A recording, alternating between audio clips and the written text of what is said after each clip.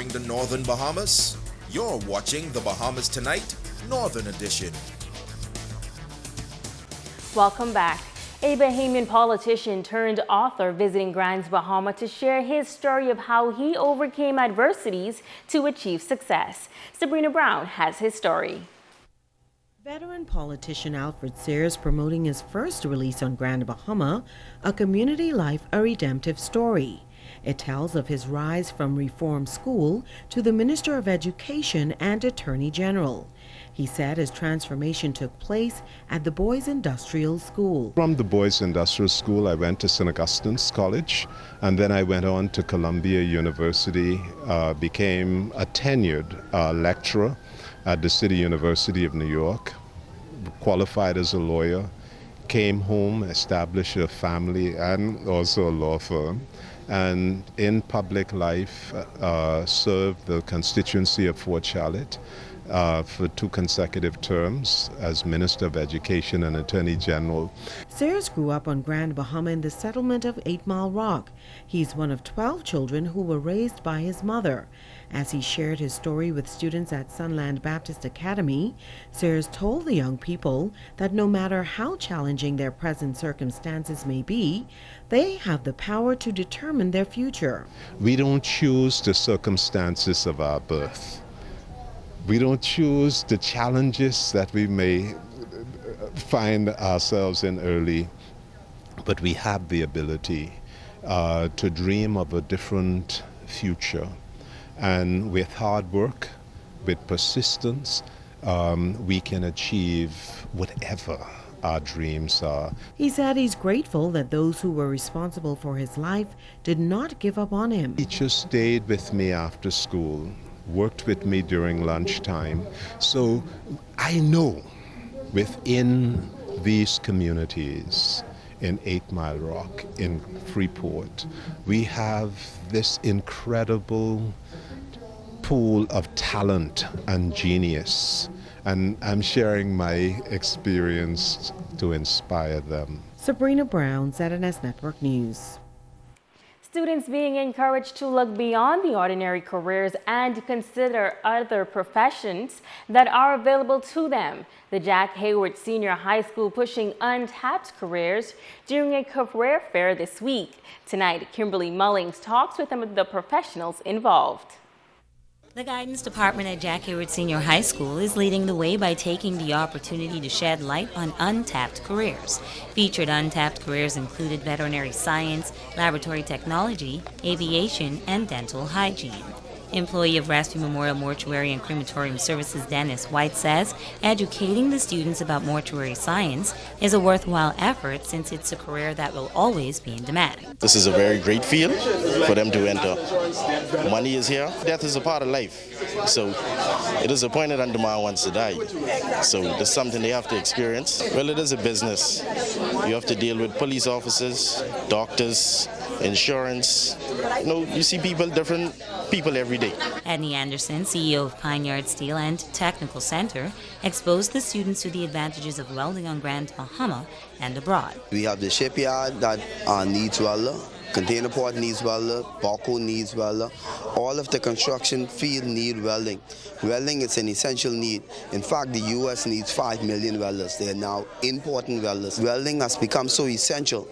Manufacture has increased. Canada is on the increase looking for welders.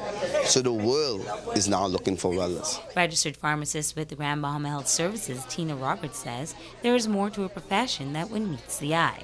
It not only involves the dispensing of medication, but it involves the anatomy of medication and the physical body in its entirety. We are chemists, we are mini doctors, we prepare medication, but we also have to know how it affects your body, the intended effects and the unwanted effects. It is a science. District Superintendent of East Grand Bahama and the Keys and former principal of Jack Hayward High School, Yvonne Ward, says she believes that the expo will help to diversify the nation. She commends the Guidance Department for hosting it. It's going to balance it more in terms of the market. Okay, we feel as if the market is not there, but once we get into it, we realize that the market is there and it will boost the economy. These careers, we know that these are upcoming, and so we need to get our students geared towards this now while they're in school, so that they will think about these careers when they leave school and get into them and also start their own business. That's what it's all about. We want to build entrepreneurs. ZNS was also invited by the institution to expose students to broadcast journalism. Kimberly Mullings, ZNS Network News. An intense educational campaign is underway to keep residents abreast of the latest in breast cancer. Tonight, a local healthcare professional shares a very valuable information about the disease. Here again is Kimberly Mullings. October is Breast Cancer Awareness Month, and many believe that this disease has touched every Bahamian in one way or the other. Grand Bahama Health Services Community Health Clinical Director, Dr. Tiadra Dorset-Johnson, sharing some important statistics about the dreadful disease in the Bahamas. About 1 in every 8 persons, the females, may develop breast cancer. They're at risk.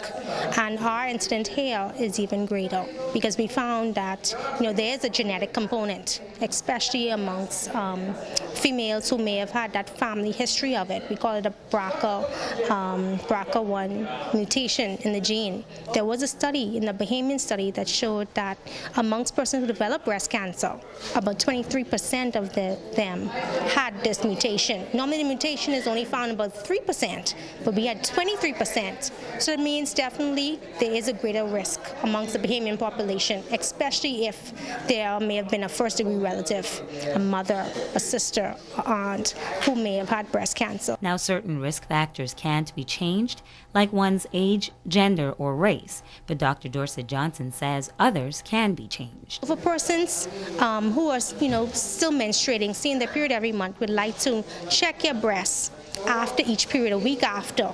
This is when the hormones are now balanced off. There's less pain or lumpiness of the breast, and so you want to check the breast in a circular motion, all the aspects of the breast, and underneath the armpit as well, and to determine how does your own breast feel, how should it feel, and if there are any changes, you would pick it up on it early. You would then seek attention. Dr. Dorset-Johnson adds that women should start getting mammograms at age 40 unless they have a family history of breast cancer. She notes that there were 3 components to early screening and diagnosis, mammograms being the first, the self-breast exam, and the clinical exam performed by a doctor once a year. That about 40% of breast cancer can be prevented, and that's because it's based on lifestyle. So healthy eating, maintaining a normal weight, avoiding excessive weight obesity can decrease your risk for breast cancer, along with other diseases like high blood pressure, diabetes, other type of cancers. Achieving overall health and wellness can be beneficial, not only to your overall health, to prevent other chronic diseases, but also breast cancer. Kimberly Mullings, ZNS Network News. And now it is time to Ask the Doctor.